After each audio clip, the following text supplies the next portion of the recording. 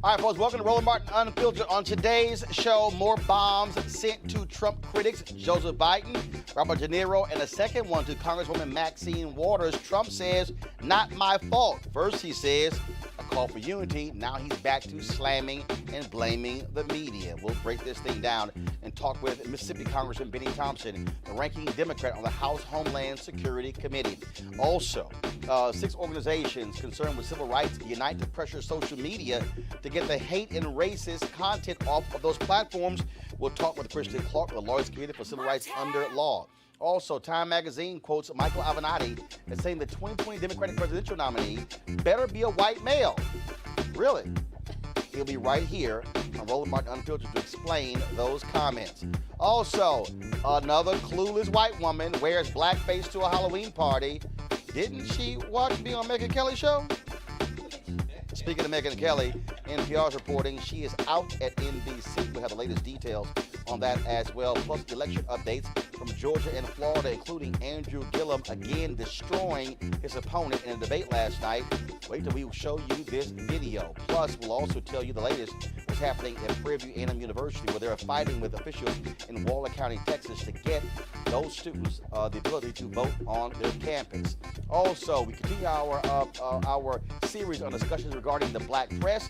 We have the author of the book, The Rise and Fall of the Associated Negro Press, The Jim Crow Paradox. That's right, we'll be talking with one of our greats about that as well. Plus, I promised you the video of Niecy Nash, folks, with advice for calling for white folks who keep calling the cops. Yo, wait till we show this video. Y'all gonna really enjoy that one. It's time to bring the funk. Roland Martin Unfiltered. Let's go. He's got it. Whatever the miss, he's on it.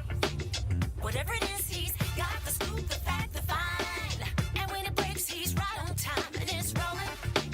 Best believe he's knowing. Putting it down from sports to news to politics. With entertainment just for kicks, he's rolling. It's on go, y'all. It's Roland Martin, yeah. Rolling with Roland now. He's funk, he's fresh, he's real, the best, you know he's Roland Martin now.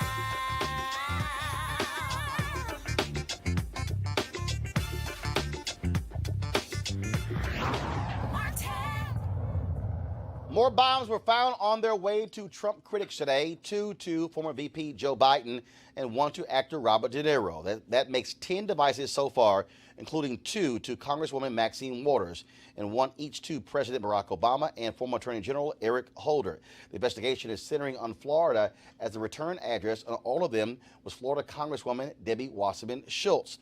This afternoon, New York City Police Commissioner James O'Neill said the packages contain, quote, live devices that should be treated with the utmost seriousness. Joining us right now is Congressman Benny Thompson, the ranking Democrat on the Homeland Security Committee, and he joins us by phone from Mississippi. Congressman Thompson, glad to have you on the show. Yeah, thank you for having me, Roland. Latest information that you have received, obviously the FBI and others are investigating this. This is of serious concern to have this many devices that they say are live devices going to Democrats. Well, absolutely, and I just had a briefing by the Secret Service on their part in this, and clearly it's an ongoing investigation. It's one that concerns a lot of us.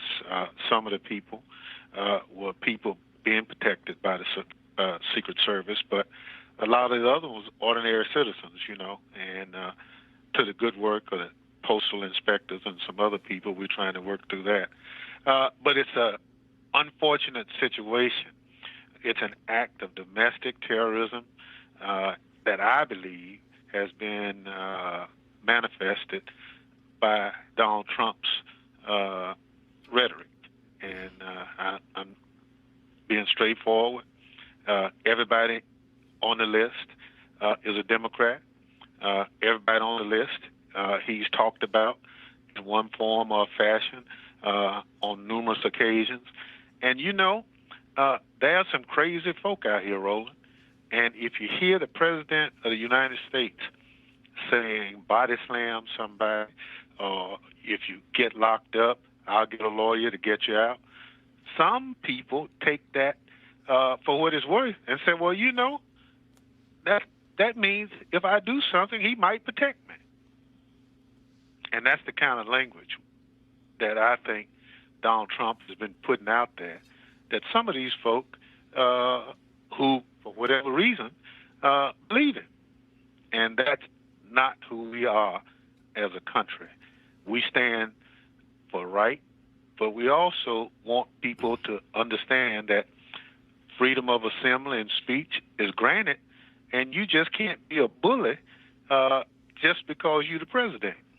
Also, Congressman Thompson, obviously Donald Trump a couple of days ago called for unity, but then actually yesterday called for unity, but then today on social media went right back to attacking the media, blaming them for this, accepting no responsibility whatsoever. Now, granted, we don't know the motive. We don't know the person behind this. We don't know any of this. We don't know if this is Russia or some other country who's actually doing any of this. But clearly, when you have a president who just cannot resist himself for attacking everyone else, this is not how leaders lead. Well, you're absolutely correct. He is the elected leader of the United States of America. He has to set a standard that other countries would want to emulate. He has lowered the standard to about as low it can go, to be honest with you. Mm-hmm. But more important, Roland, is the fact that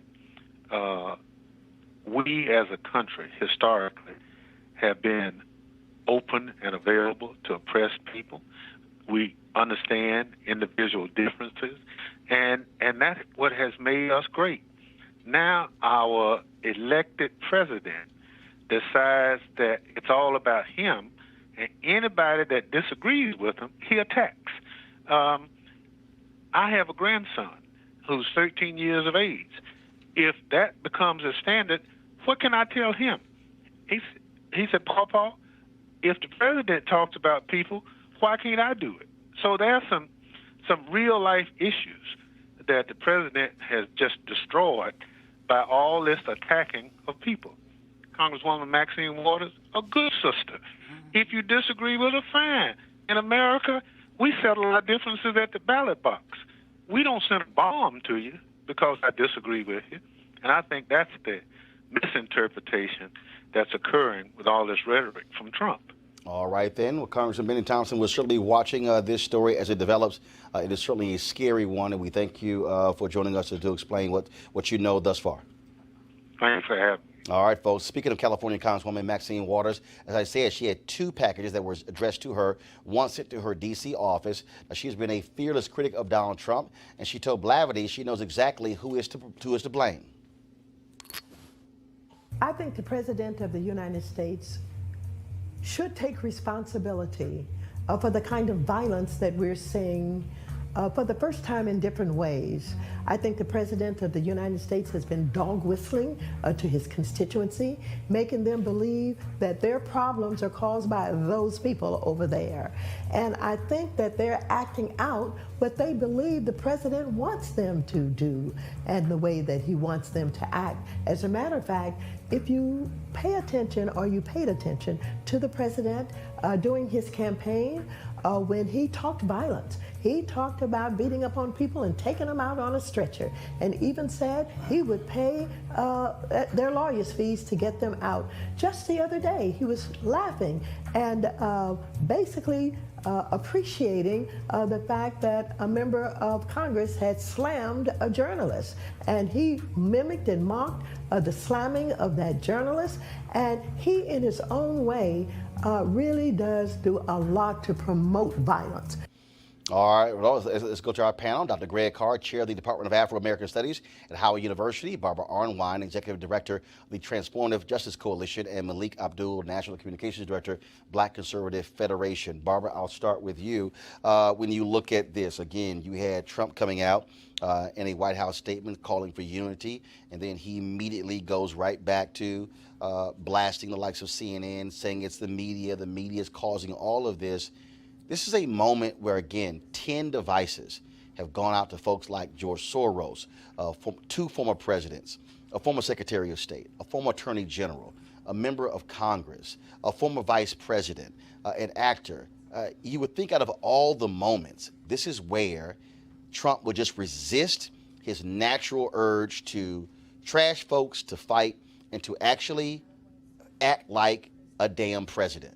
Well, Roland, we know that the Russian agenda has been to undermine democracy, confidence in democracy. How do you undermine democracy more than by sending bombs to people and threatening people? I mean, this is, Trump, we know, is in allegiance with Putin.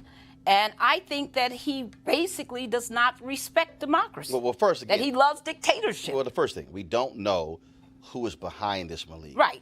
But again, and I'm not saying that it is Russia. But again, no. First of all, we don't know. It could be, look, it could be anybody. It could be somebody on the left, somebody on the right. It could be Russia. It could be China. Of course. We don't know. It could be ISIS. We have no idea. But Malik, how, at some point, I mean, as a Republican, when does this man act like a president and stop acting like a damn high school bully? Well, this is who Donald Trump is. This is who Donald Trump has been for a while. There are things, obviously, that I would like for him to do differently. Unfortunately, he does not do those things. But what I reject is the notion that somehow, if a president is presidential, then all of the rest of us, they would say back home, have some act right about us.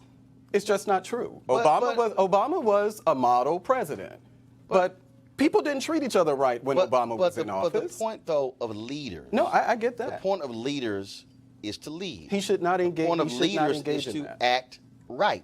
Right. And then, but again, when you send things out, when you send these tweets out, and when you see them, and you listen to the absolute nonsense, when you look at him complaining about the New York Times and his cell phone, dude, former staffers say he uses cell phones that are not protected, that he uses non-government cell phones. And all he does is just go, what the hell, I'm just going to go ahead and lie about it. I'm just going to go ahead and lie about it. And then, and again, it's this constant attack.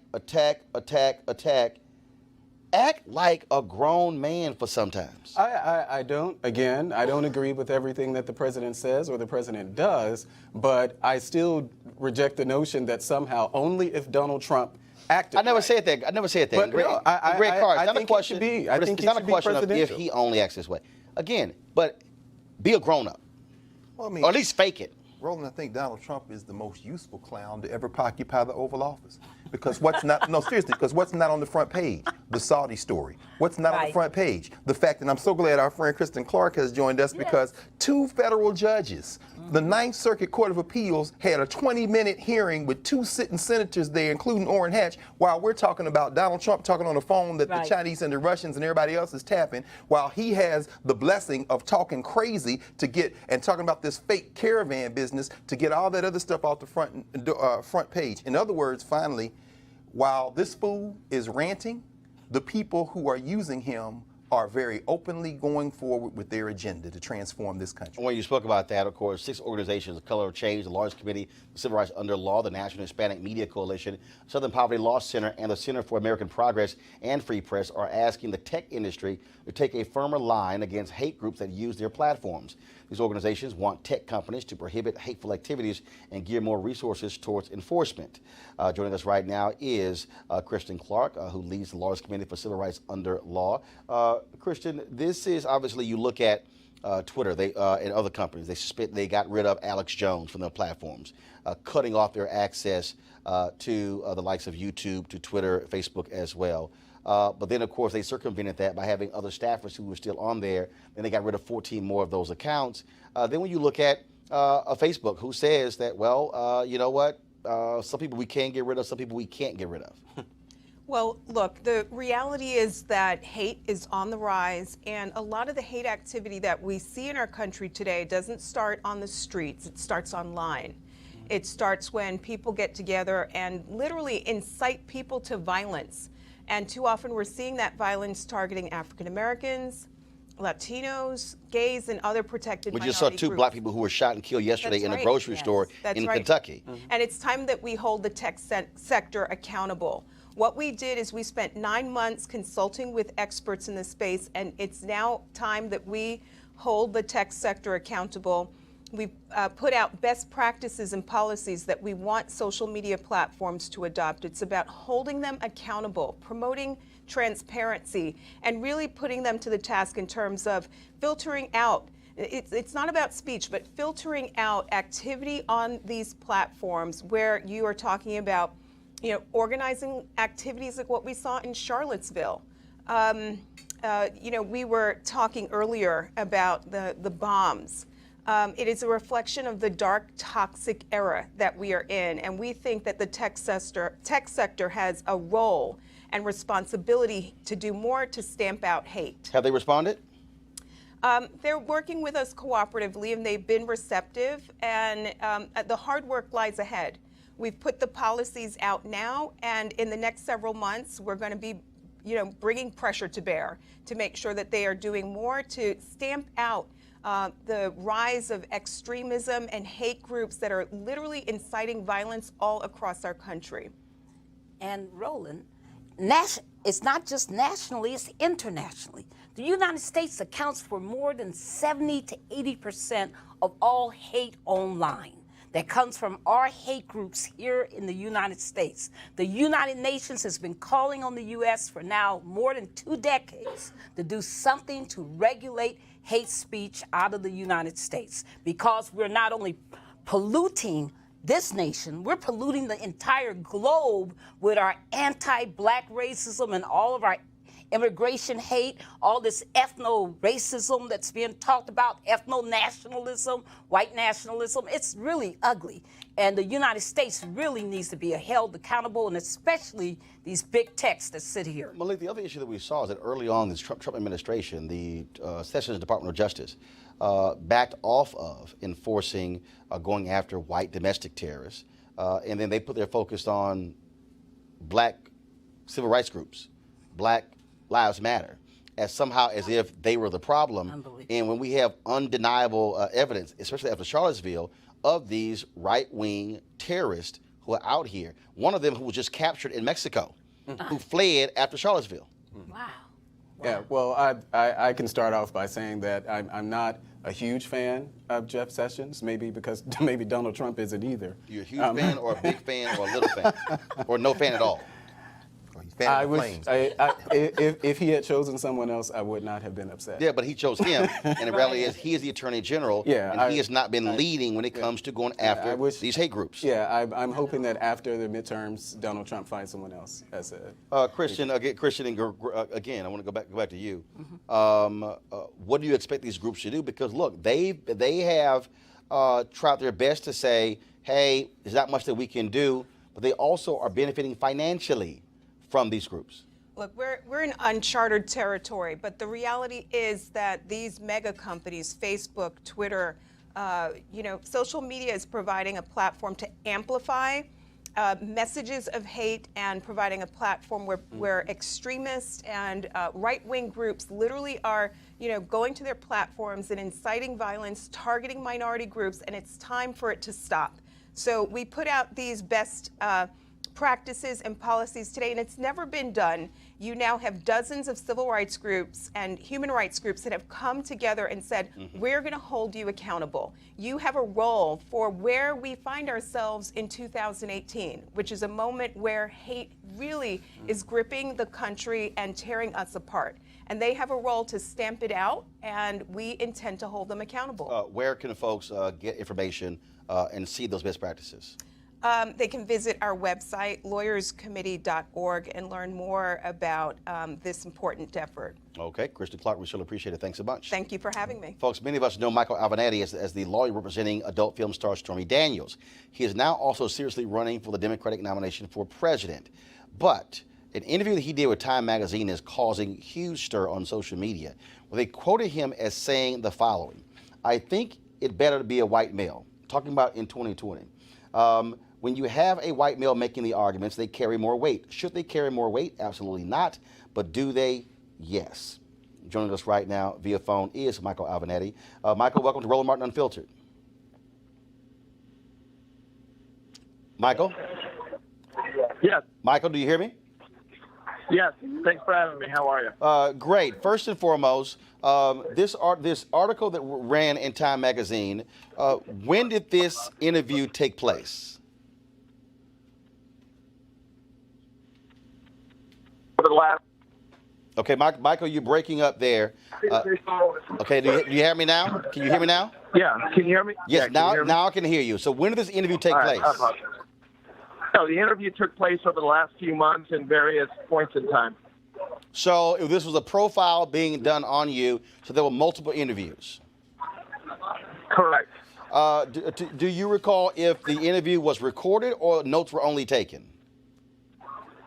You know, at various points in time, I believe it was recorded, and I believe that, notes were taken at other points in time. So when they quote you as saying, when it comes to 2020, I think it better be a white male, did you say that or not? Look, I want to be really clear about this. I was misquoted, and it was taken out of context. If you look at, I've given the same speech about 50 times across this country, 15 different states. I've been really clear about my position as it relates to racism, bigotry, and sexism. And my position is as follows. Too many of my brothers that are white males have taken the easy way out over the years. We haven't stepped up and supported African Americans, minorities, women, etc. We have allowed this fight to be their fight alone, and we have not stepped up and supported them. And I have been consistent across this country. You can go on YouTube. You can look at speech after speech after speech. So when it comes time for the 2020 election, my point is really clear and simple. We need more white males to step up and defend minority groups and people of color, period. But I'm going to ask you again, as it relates to this particular statement here, that in the context of the 2020 nomination, did you say, or what was, you said taken out of context, what was the context of, I think it better be a white male? The context was in connection with the 2020 nomination relating to delivering the message concerning racism and bigotry that has been sowed by Donald Trump and others within the Republican Party, period. I think there's a number of people that can win the nomination. I don't think it's a big number. I want to be clear about that. But I do not think it has to be a white male. It could be a woman. It could be a person of color. It could be a Hispanic. It could be a minority. But I think above all else, it's going to have to be somebody that is a fighter that can take the fight to Donald Trump. So you're saying that when the quote says, I think it better be a white male, are you saying, I just want to be clear, you're saying that within the context of that, you were saying that it needs to be a white male who is talking about issues of race and racism as it relates to Donald Trump? Well, I mean, I think any number of people can talk about those issues, but my point is as follows. I think that more white males need to call out white males relating to bigotry and racism in the United States. And look, I mean, this is what I believe. I think that too many people that look like me have taken a back seat. They've stood on the sidelines. They've stood against the wall. And they've allowed these ideas of racism and others, or racism and other issues to be the fight of people of color, minorities, and others. So Michael, it can't be their it can't be their fight alone. So explain this. They write, he hastens to add that he wishes it weren't so, but it's undeniable that people listen to white men more than they do others. Henry, go to my iPad, please. It's why he's been successful representing Daniels and immigrant mothers, he says. Quote, when you have a white male making the arguments, they carry more weight, he says. Should they carry more weight? Absolutely not. But do they? Yes. What does that actually mean? Yeah, let me explain that. No, let me explain that because, again, I want to be really clear about this. That was taken out of context. When you have a white male that calls out other white males for being racist, yes, I think that that's powerful. Absolutely. Be clear. That's what I'm talking about. When it refers to when you have a white male step up and make these statements. Absolutely. I think it's important for more white males like myself to call out other white males for being racist. Absolutely, I believe that, and I believe that's powerful. I believe that we need more people around the country that look like me to do that. I mean, look, let's be frank. Donald Trump rose to power because he convinced 2/3 of the people that look like me, right, white males, that our success depended on minorities and women and people of color, and our success depended on them being marginalized. That's not right. We need more white males like me to speak out against that. So I'm going to read this, Michael. This is what I've got the Time Magazine article up, and this is what they wrote. Here's what Avenatti told Time in an interview on June 25th in New York City, before he began publicly considering a presidential run. They say the question was, is there anybody that you like in the Democratic political class?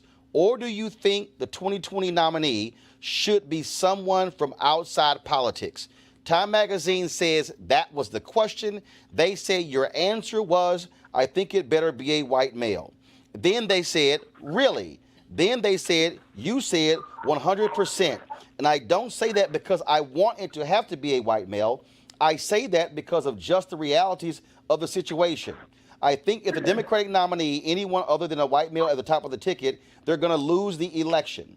And so I'm reading, and so as I read this again, and then it says, I'll be willing to bet anything. I feel highly confident in that, and it shouldn't be that way for this election. Question. But just because the electorate is too racist and sexist, they say because of where the electorate lines up and where Trump's strengths lie, and I think if you nominate, then they went on. So Time Magazine says they're standing by their article, and they're saying that your comment about I think it better be a white male was a specific response to their question. Are you saying that Time Magazine is wrong?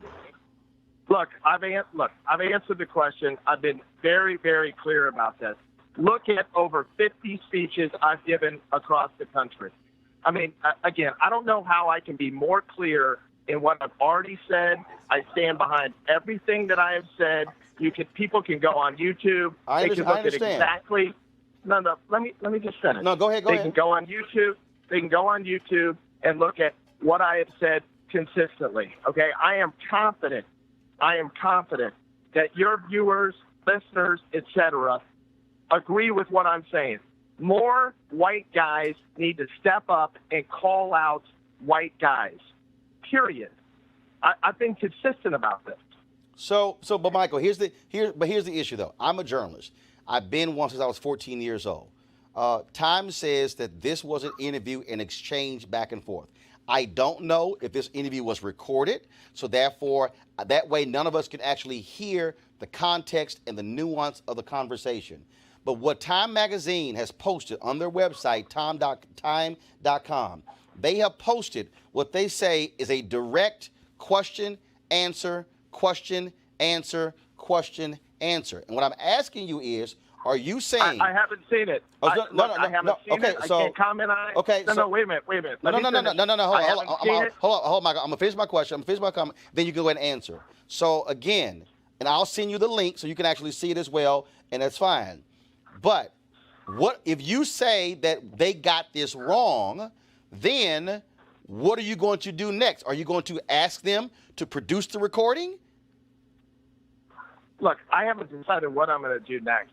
But what I've done next is you asked me to come on your show. Yes. I did not hesitate. I immediately said I would come on your show. I'd be happy to answer your questions, which I am answering. I've answered your questions. Right. So look. Go back and look what I've said consistently for the last 4 or 5 months, okay? The bottom line here is, and again, I think I gave the first speech in July or June of this year, and I've given the same speech across the country. I've said the same thing. I have called out other white males relating to the fact that they've taken the easy way out and have not done what they should do in connection with calling out racism, bigotry, and sexism across this country. Okay. Well, here's the deal. I would love for Time Magazine if you say that you were taken, because look, I totally understand. I've seen folks who have been taken out of context. I've also seen people who said they were taken out of context. They actually were in context. I would hope that Time Magazine would release a recording of the conversation. I've sent via DM to you the link of their actual story, so you can actually see what they have posted on their website, and then hopefully this will be clarified and cleared up.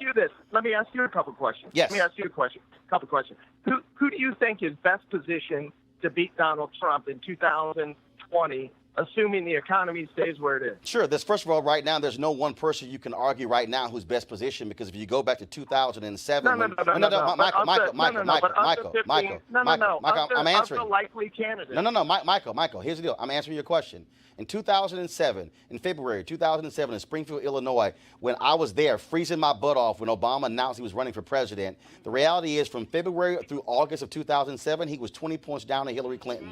He was down among African Americans. Everything changed for him at a debate in Iowa when she screwed up the question about illegal immigrants getting driver's licenses. The entire race changed. The reality is this here, and I've been saying this for 2 years.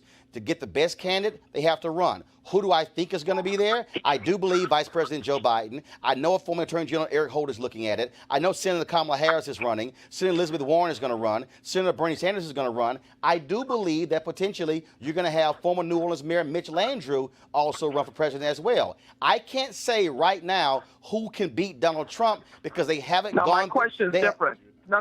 Look, let's have an honest discussion. Go ahead. My question's different. I want to push back for a minute. Go ahead. Let's assume that it's October 2020, not October 2018. You and I both know who's likely to run. So let's fast forward. It's October 2020. The environment is the same. The economy is the same. I'd like you to tell me right now who is the best person that has the best opportunity to beat Donald Trump of the likely candidates, and we can include everybody you just stated. Here's why you can't answer that question and why it makes no sense. Because the two top Republicans who they said stood the best chance of beating Hillary Clinton were Tim Pawlenty, governor of Minnesota, and Scott Walker, governor of Wisconsin. And guess who were the first two candidates to drop out? Tim Pawlenty and Scott Walker. This is what I know, Michael, and I've been doing politics my whole life. The rigors of a campaign are different than sitting here looking at a sheet of paper. A person can give a speech in 2018, and oh my God, they sound great, they sound wonderful, they're a fighter, but when they get in the ring, they get their behinds kicked. I can tell you, Michael, that Fred Thompson had all the attributes. Another Ronald Reagan, tall, strong, senator from Tennessee. He ran one of the sorriest campaigns in history. And so the question really can't be, Michael, I'm here. So the question, the reason the question can't be answered is because until a person goes through the rigors of a campaign, then you never see how they fare under the stress and stand the test of that sort of rigorous deal. Everybody looks great right now. Like Mike Tyson said, Michael, everybody got a game plan until they get hit first. No. Listen, I don't disagree with that. All I'm saying is, let's just assume that everything was the same in 2020 as it is right now. I want you to tell me your pick. Tell me the person, please. Tell me the person that you think has the best shot right now. Michael, and I'm going to say to you again, and I gave you 3 names already, who all the people, including me, I thought Scott Walker, out of all the Republicans, stood the best chance in October of 2015 of running against Hillary Clinton. He was the second one to drop out after Tim Pawlenty. So that's my point. So it doesn't make sense saying, who do I think today, until the person goes through the rigors. Michael, I've hired people who I thought could be an anchor. I hired one, and you know what? On paper, she was great. In the interview, she was awesome.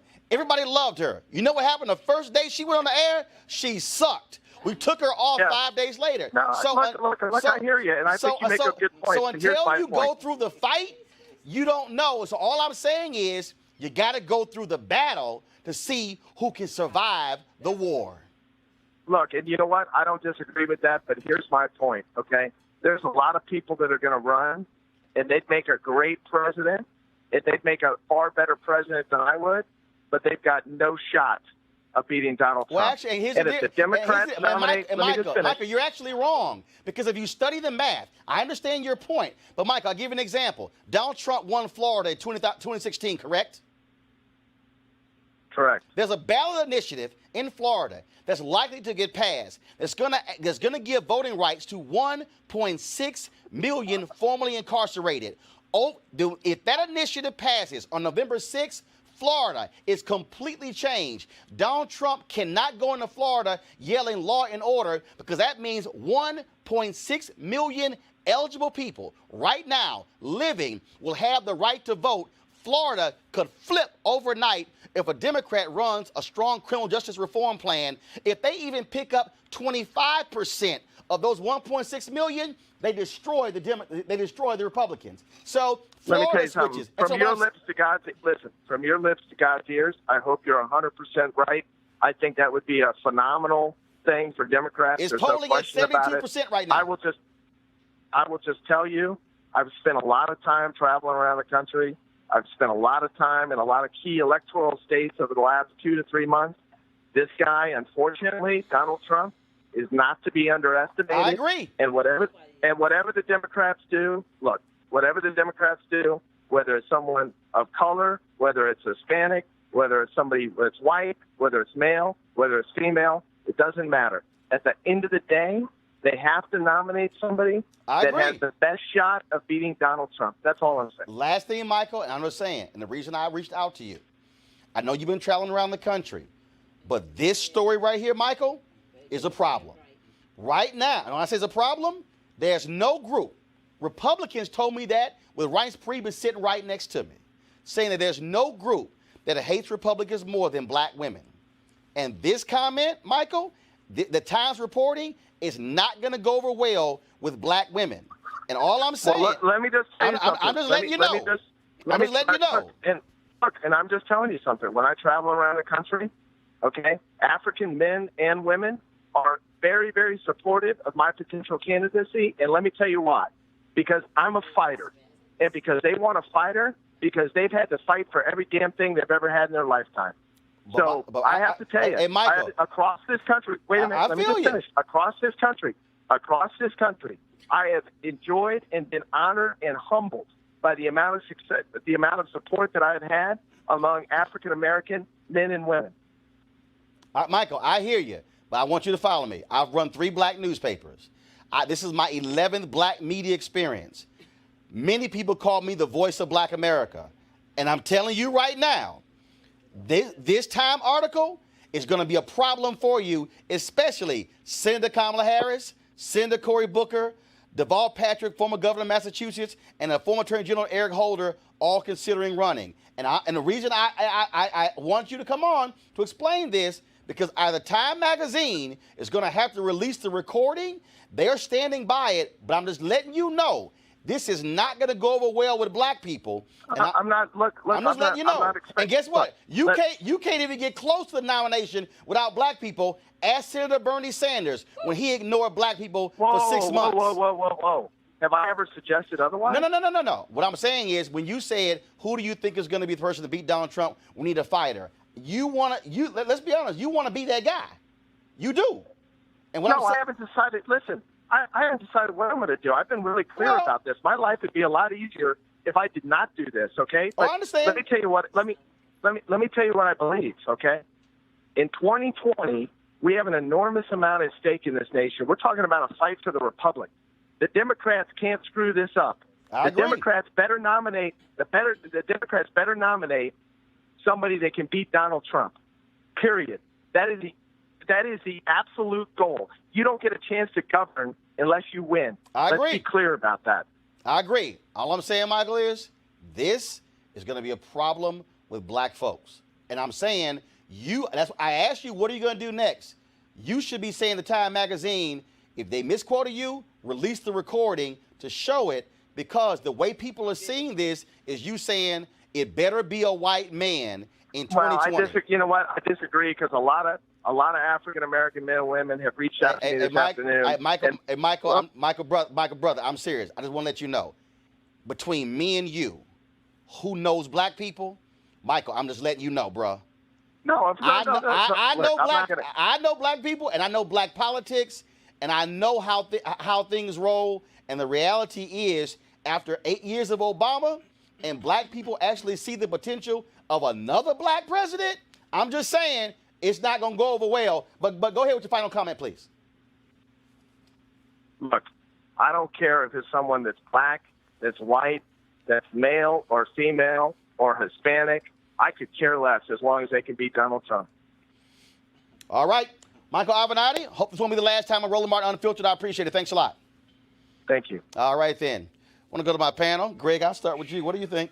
I think the easiest thing, the hardest thing for him in the short term would have been to do what you gave him an opportunity to do. Say, yeah, I said that, and maybe I'm wrong, maybe I'm right. But he embraced what a lot of people in this country believe. That's the white paternalistic attitude. Woo. In other words, this is the Democratic Party hunting for those 5 blue-collar coal miners. This is the Republican Party saying we can win with white men. Avenatti's best shot, you try to tell him, brother, look, man, just own up to it and say, maybe I'm wrong. But what he said, and I think the second part where you read at the very end of that quote, he said a lot of people agree with me. I do think a lot of people think that. Now, of course, he's got one final thing. He's got a few more things on his problem for him, because today around 2 o'clock, looks like Chuck Grassley referred him and one of his clients to the Department of Justice, which for the investigation about this Kavanaugh testimony, which leads me to believe that they too are fighting a white man's game. So let me break up here what was said, because I think it's just two different things. Mm-hmm. So I'm gonna deal with the second part before I deal with the first part. And the second part, when he said, when you have a white male making the arguments, they carry more weight. Ooh. Should they carry more weight? Absolutely not, but they do, yes. Now, if we want to be honest, this is America. Come on, brother. When a white woman comes up missing, that's right, white media executives throw the resources at them. When a black woman comes up missing, we got to spend 6 weeks telling the white media, cover the story, and then all of a sudden, after pressure, they cover it. That's right. We also know, whether we want to own to or not, in the civil rights movement, when they said, oh, hold up, we ain't gonna send these white kids into Mississippi, because if one of these white kids get hurt, they gonna shut us down. What happened when white folks responded? Like, everybody forgets. Everybody wants to set this whole thing up that was this massive response after Bloody Sunday. And there was, when people accepted the call of Dr. King to come down to Selma. But it was after the murder of James Reed. Yeah, Jim Reed, that's right. Oh, yeah. That caused a massive number to say, we got to do something. And so black people know for a fact that, yeah, America responds differently. A black man could cuss a cop out and he ends up dead. A white woman, we got the video, can cuss a cop out and he gonna say, yes, ma'am, yes, ma'am, yes, ma'am. The problem, though, with this is, Michael, if you said that, to your point, own it. Is that what he should have done, Roland? Own it. But and then you could, and then if you say it, right. But it's, matter of fact, Joe Biden has actually been saying this. Yes, he has. He just didn't say it. When he said that Obama was the first bright, clean, intelligent. Joe Biden has been saying. Oh, working class Joe. Joe Biden has been saying, I can talk to the people of Scranton. That's right. Okay? Let me be like my man on Key and Peele. Translation, talk to white folks. Talk to white folks. That's what it means. Tim Ryan, Congressman Tim Ryan of Ohio. Ooh. He's been saying, we need to send candidates out who can appeal.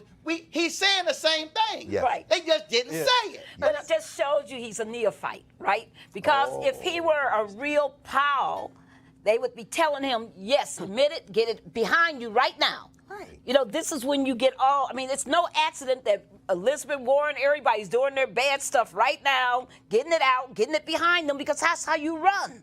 Because you got to have that stuff gone so that you run 2019 and 2020 clean. Why did I go on ABC this week?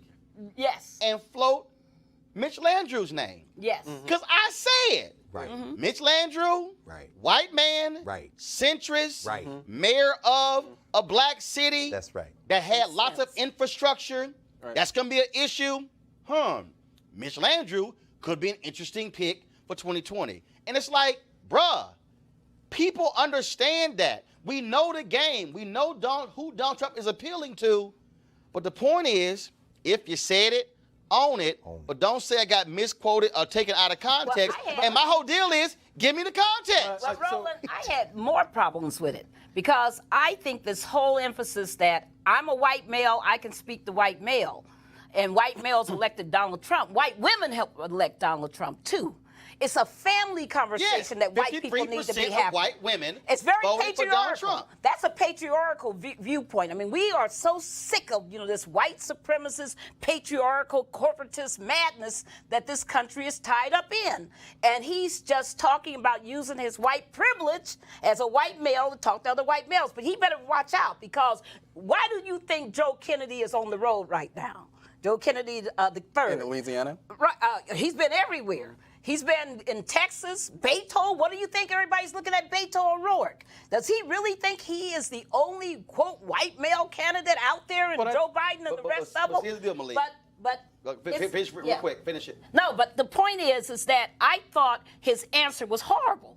Even if that was his defense, that he's, quote, better at talking to white men, because it's not about that conversation. It's about a broader conversation. Piece, which I was trying to convey to him, that you have to Very understand. When Democrats keep saying, we got to appeal to these white working class voters, Right. what they're actually saying, which is nonsensical, is, all right, we got y'all. Right. We're going to talk to y'all. Yeah. So what happened after 2016? When the Black Women's Roundtable and Essence Magazine released their report, there was a 10% drop, a 10-point drop in black women identifying as Democrats. All of a sudden, Tom Perez was like, oh, hell. It's like, yes, all that talk of appealing to white working class voters, listen to Michael Moore, call black women to say, oh, that's how y'all want to roll? Yeah. Well, and we're going to teach your ass a lesson. Right. And then Tom Perez had to come back and apologize. The part is about black women. I mean, he's been sitting here praising black women. He's been at every black women's event that has happened in the past 15 months. And so my deal is, like, dude, I get your point, but let's just be real. If you don't turn out black people, if you don't turn out Latinos, if you don't turn out women, you can go talk to all the white men you want to. Your ass is dead. Well, I think you can. I forgot today's date, but I think you can forget it at this point, because this interview, just like your interview with Megyn Kelly, this is one of the things that's going to go down in history. So whatever he thought he was going to do as far as running for president, I can say just on the outset that I don't know Avenatti. I don't think he's a racist. I think he should have apologized for that. I don't think because he said what he said that he's a racist, but it's gonna cause a problem. And again, look, I get context. Yeah. And again, yes, he should have owned up to it. Yes. Right. I mean, come on. We can giving you the opportunity. We can actually have a look. There's a way to have that conversation. Right. And the way to have that okay. So let me just do this here. Okay. So Michael, this is how you had that conversation. Okay. So again, as a black man, he's watching, who know black people, who also know white people, let me have this conversation. So this is how you do it. And I got a little bit more hair than you do, and I'm a different body frame and everything. Let me help you out. So I'm Michael Avenatti. Let me go on back over here. So I'm gonna go back to the question. Is there anybody that you like in the Democratic political class, or do you think the 2020 nominee should be someone from outside of politics? I believe Democrats need to elect somebody who's willing to go toe-to-toe with every voter against Donald Trump. That means that nominee should be going after black men, black women, Hispanic men, Hispanic women, white men, white women, rural, city, everybody, college, non-college, dropout, GED, everybody, not sacrifice anybody. That's how you answer that question. The second question is when they said, really? Michael, you should have said, yes, really. You should have said, for instance, if you study the last election, Hillary Clinton did not aggressively go after white men. She allowed Donald Trump to run up huge numbers with white men, and he also ran up huge numbers in rural America. If you don't compete, you don't win. We need a candidate who is willing to go into rural America and to go into inner city America, who is willing to go into the middle America and go to the coast. That's the candidate Democrats need to elect. Okay, Next question. So Obama only won because of who he was running against, but a Trump who activates people's racism and sexism, then you come back and say, I am willing to bet that any Democrat who has the guts to stand up to Donald Trump and to call him for who he is and to look, yes, white voters in the eye and to tell them you're voting against your own interest. Everything you say you need, this man is against. White America, you need health care in Kentucky, in Mississippi, and Arkansas. This man wants to get rid of the Affordable Care Act. White men who you say you want these jobs, this man has done nothing for you. Look at Carrier. All of you white women, you want better education. He is cutting the education budget by 5%. White men and white women in Virginia, you say you voted for Trump because of the opioid crisis. He's done nothing when it comes to the opioid crisis. And so Democrats need to be able to challenge Trump on turf that has been uncomfortable for them. And that means going to places like Tennessee, Arkansas, West Virginia, and to look at them in the eye and say, I'm here because I want your vote, because I'm willing to help you. Michael, that's actually saying the same thing without actually saying it. That's how politicians talk. You didn't do it. And all I'm saying is, don't run from it, own it, and accept it. Roland, but you, again, he couldn't hear you because of what Barbara said. Yes. He's a novice. Right. What you raised, and he thinks he's doing electoral math. He said, I've been around this country. What he really meant is, I've been in these white enclaves. Yes. Now, I think buried in what he couldn't hear with you was the Florida issue. You're looking at Florida, which will be blue. It ain't going to just flip. It's going to, oh no. Bruh, Them 1.5, come on, bruh. 1.6 million So if you will take- get the right to vote. Come on. You can't walk your ass in there talking about law and order. If Florida had flipped, Donald Trump would have been the president. He couldn't hear you. He also couldn't hear the demography of Texas or Virginia. There's a gerrymandering initiative on the ballot in Michigan. Come on. Right. Yeah, but you know, Speak I don't think That's it right. has much to do with him Ohio. being a novice. I just think it has to do with being a white male. I think it has to do Okay. with him Well, just some being of a it- white I would male. accept it. I don't think it's some of it together. But because he No, because But it's no, also Barbara, Malik is right. Because Yeah. I'm telling you, Some of it is all these descriptive. Democrats, after Trump won, it was sort of like, oh my God, white men, oh white men, white men, white men, white men. What we gonna do with white men? And I'm going, did y'all look at the math?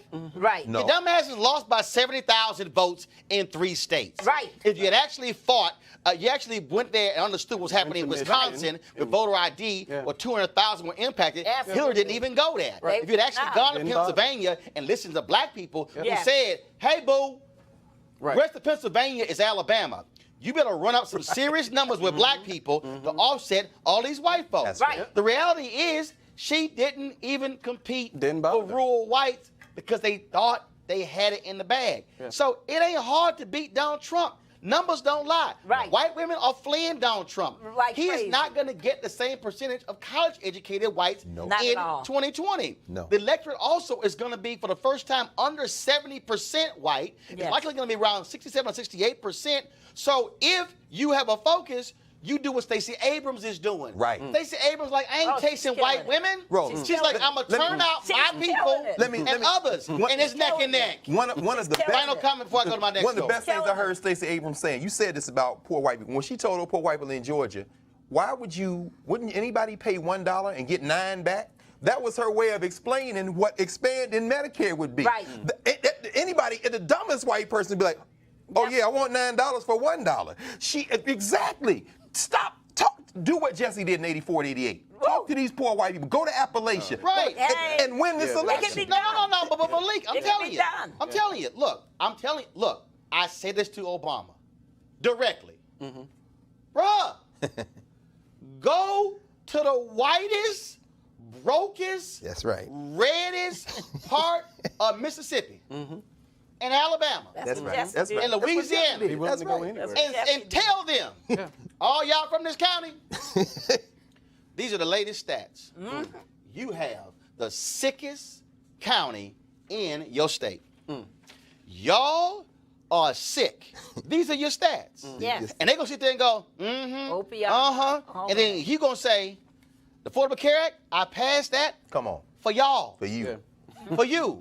And then you say, Barbara, You got health insurance now? Yeah, breast cancer. That's right, now I got health insurance. So-and-so, so-and-so. Then you tell them, now going back and tell Jeff Sessions, why is he standing in the way? Come on. You from Get the out the sickest. way. I said, and then go to Mississippi and go to the next state. That's right. I said, damn it, stop going to suburban Virginia Right. and suburban Ohio, Thank you. touting the Affordable Care Act. Go where the broke white folks are. What everybody forget.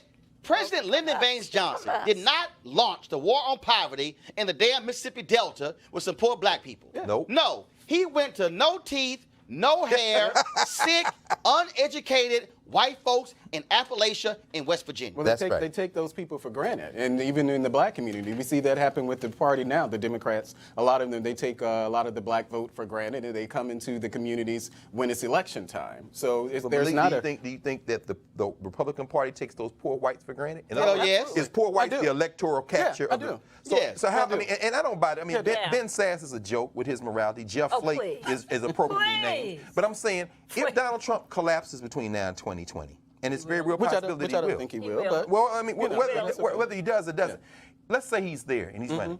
Can he win re-election by running this hardcore white nationalist and guaranteed to win the flyover states with 3 electoral votes apiece strategy? I don't think he's going to do that. I don't think he's How going to. could he change? I don't think he's going to do that. I think he's going to use the same coalition that he used in. Roland just told you he doesn't have that coalition. Well, That coalition is here- dead. here- no, I here- said here's that the That piece. coalition is No, I dead. said that he's going to use the same Yeah, but it's coalition. dead. I see. Whether or It's not dead. they support him, Here's the that's mistake. a different story. Here's He's the gonna take mistake. the same No, that Here's the coalition's mistake dead. that Avenatti is making, and here's the mistake that all these Democrats that I've seen them making. They keep sitting around thinking that 2020 is going to look like 2016. That's First of all, Right. Hillary ain't running. please. The arrogant ass white boys who are running her campaign Right. not going to be running the campaign. Hopefully. And let me Yeah. say this right now to any Democratic nominee, and let me Tell just 'em. be as honest as possible. Put this on a loop. If y'all run out and go hire another cadre of arrogant ass white boys who think they know every damn thing, Data analyst. y'all no, don't switch the damn camera. Keep the damn camera on me. This is a message Yes. to every Democratic nominee. If you run out and put at the top of your leadership a bunch of arrogant, cocky ass white boys who are young, who think they know every damn thing, Listen. you're going to get your asses whooped in 2020. If you don't have black people at the top of your leadership, if you don't have Latinos at the top of your leadership, if you don't have people who know how to listen to the ground, who's going to get their damn heads out of the iPads and the iPhones, then y'all going to lose. This is not hard. You could talk about the economy all you want to, Michael Avenatti. The reality is, even white folks are embarrassed by Donald Trump, okay, and by his actions and his attitudes. So what you're going to see in 2020 is a different electorate. You just heard me say Florida, 1.6 million formerly incarcerated will be eligible to vote. Trust me, if you come to Florida talking about law and order and throwing folks in prison, Trump is going to go down in flames. Look at those electoral college numbers. Second of all, they're looking at the ballot initiative in Michigan. You look at also, if progressive, and let me go ahead and say this right now, all you rich damn progressives, I don't know what the hell is wrong with y'all, or y'all are stuck on stupid, where you're not funding Representative Alicia Reese's Bill of Rights in Ohio. Come on. Every damn Thank year, you. every damn year, we got to deal with lawsuits Thank and you. going to court in Ohio. If you change the damn state constitution Thank and you you. make the right to vote, make it part of the state constitution, you ain't dealing with all this crazy ass stuff in Ohio. That's right. They changed the constitution in Florida. So I wish all y'all with your money would simply call Alicia Reese. All you got to get is 330,000 signatures to put it on the ballot. Even Republican white folks not going to vote against having an affirmative right to vote in the Constitution. But again, you got smart-ass white progressives who don't want to stand behind black people who are also, in this case, smarter than y'all, That's right. who understand how to deal with politics. That's right. But no, y'all want to sit here and spend a whole bunch of money walking around talking about the same stuff and don't nothing get changed. Republicans changed America by doing what? ballot initiatives. What Desmond Meade is doing in Florida can be replicated Brilliant. in other states. It can be replicated in Ohio, in Michigan, in Texas, and other states. And you know what that does? It flips the map. So if y'all stop running around and trying to find the great white hope, That's right. which is really the great white hype, and also even stop trying to anoint the great black hype and understand Watch out now. this All right. all comes down to how do you connect with people. So all you rich progressives, drinking your lattes and sitting there flying on your planes, if you want to change the game, you put money and you play the long game. Right. And the last point, put your damn money in Texas. Take $10 to $20 million. That's right. And say we're going to hire 1,000 people and move them into Texas to register the eligible but unregistered 2.1 million Latinos. Guess what happened? SNCC did that. That's right. CORE did that. Nonpartisan money funded these young people who moved into those places, talked with the people, with the sharecroppers. Ella Baker said, take your college clothes off and put your overalls on. Ella And Baker. if you don't believe me, read Barbara Ransby's book on Ella Baker. Come on, brother. She said it ain't pulpit to pew, it's pew to pulpit. If you gotta go in and you gotta talk to those folks, they gotta know you and trust you, then they'll register, then they'll vote. But if y'all walk in there with your damn iPad 2 months out and somehow thinking Latinos are just gonna magically register, it's not going to happen. That's And right. so, That's right. Michael Avenatti, you think you know politics because you've been traveling around the country. You don't know. Bruh, I don't know politics. Didn't know he was that big. I've lived politics. My mom and my daddy were community organizers, running a civic club, running phone banks, running campaigns. Right now, they are running election centers in Dallas County in Texas. Trust me, just because you're a lawyer and just because you're smart, don't mean your ass can't be wrong. Tell me about it. If y'all want to support Roland Martin Unfiltered, go to RolandMartinUnfiltered.com to support us. Of course, you can also join our Bring the Funk fan club. We appreciate your support as well. We're going to leave the show this way. Comedian and actress Niecy Nash has released a satirical infomercial, y'all, for all these white folks who losing their mind about black folks coming in their lives. And so I want y'all, check this out. I'll see you guys tomorrow. Oh yeah, by the way, before I go, let me go ahead and tell y'all this here. So you know the little Candace Owens and Turning Point USA. Don't do it. Don't do it. They got their little conference going on, starting with Black conservatives tomorrow. Yeah. Well, we asked for media credentials to go cover their conference, and then they told us we were approved. Then they hit us back and they said we were not approved to cover their conference. Now, this is the only daily show that covers black people. Right. And they got a young black conservative summit, but won't let us actually go cover it. Now, ain't that funny? I've interviewed every major black Republican in the last 25 years. Colin Powell, Michael Steele, Alan West, J.C. Watts, Come on. Tim Scott, Come on. Kay James. Yo, I can do a whole roll call. But Candace and Charlie Kirk, they little group, oh no, we can't cover them. But you know what? Hell, I've interviewed some non-black Republicans. You want to hear their names? President George H.W. Bush, President George W. Bush, Senator Lindsey Graham, Congressman Bill Flores, Congressman Pete Olson, Congressman Tim Price, Commerce Secretary Carlos Gutierrez. I go on and on and on.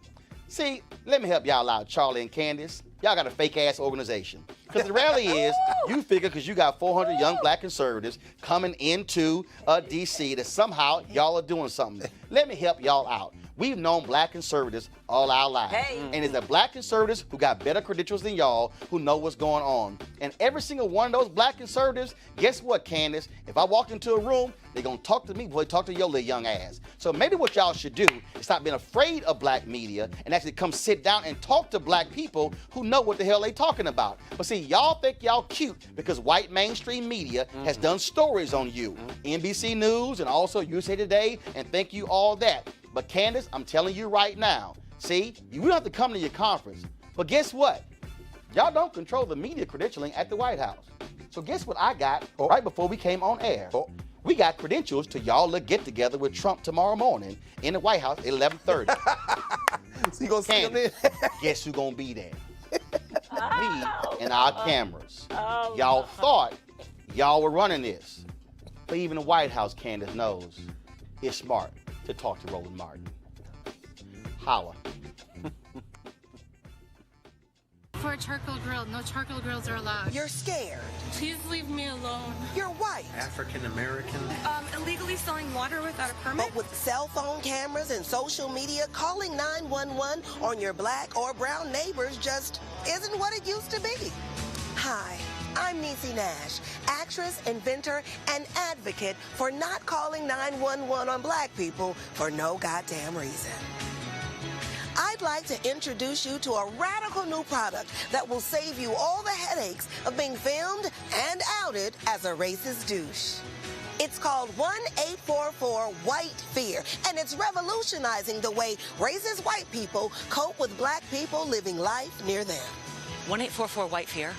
There's a black guy outside my neighbor's house, and he's walking around. Our experienced staff have been living while black in America their entire lives. Darren here is a former Obama aide who had the cops called on him for moving into his new apartment. Yes, that is actually your neighbor, Michael. Yeah, no problem. Our records are actually showing that's actually his boat. Yeah, I know. Black people have boats too now. Studies show that people of color are more likely to be arrested, convicted, and serve longer sentences than white people for similar crimes. So calling 911 for non-emergency situations is really just a move. I got so scared when I saw a black guy walking around outside, and so I called 1-844-WHITE FEAR, and it turns out we're neighbors, and I'm a racist.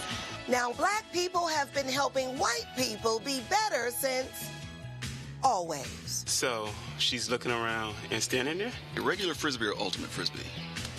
Call it when black people are having a barbecue, taking a nap in a rec room, mowing the lawn, waiting for a friend at a coffee shop, golfing, shopping, enjoying a vacation at their Airbnb, going to work, coming home from work, working while at work, campaigning for office, swimming with socks on, delivering newspapers, buying a house, selling water, parking their car, using a coupon, and so much more.